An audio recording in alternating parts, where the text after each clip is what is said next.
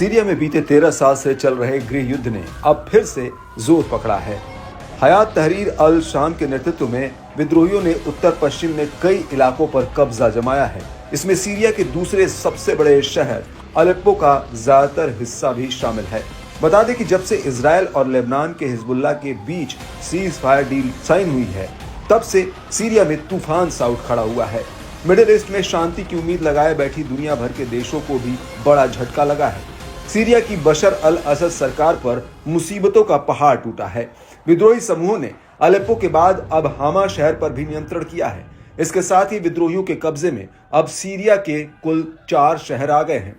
संकट में फंसी सीरिया की असद सरकार को रूस बिना शर्त मदद कर रहा है।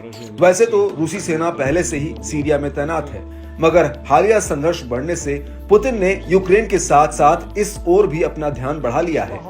वहीं ईरान भी सीरिया में विद्रोहियों की हर गतिविधि पर पैनी नजर बनाए हुए है। खबर है कि ईरान भी सीरिया में सेना भेज सकता है। बीते 24 घंटे में इस मसले पर ईरान में काफी हलचल देखने को मिली है। एक और ईरान के विदेश मंत्री सीरिया की राजधानी दमिश्क में डेरा डाले हुए हैं। वहीं ईरान के राष्ट्रपति मसूद पेजेश्कियान ने सीरिया को हर तरह की मदद का वादा किया है। दावा है कि ईरान समर्थित प्रॉक्सी गुट भी अब सीरिया में असद सरकार के समर्थन में उतरने शुरू हो गए हैं। इस कड़ी में लेबनान का हिजबुल्लाह चीफ नईम कासिम ने बड़ा ऐलान किया है।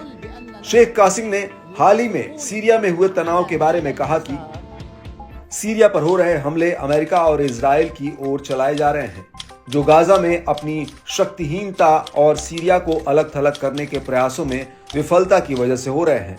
हिजबुल्लाह सीरिया के साथ खड़ा है, सीरिया के खिलाफ होने वाले हमलों को विफल करने में लड़ाके मदद करेंगे। नईम कासिम ने अरब देशों के सीरिया को लेकर ढुलमुल रवैये पर भी कड़ा रुख अपनाया। हिजबुल्लाह चीफ ने इस्लामिक देशों को कहा कि ये जान ले कि इजराइल की हर जीत आपके लिए एक हार है, न कि अकेले फिलिस्तीन, सीरिया और लेबनान के लिए। इसका आपके देशों पर भी खासा गंभीर असर पड़ेगा।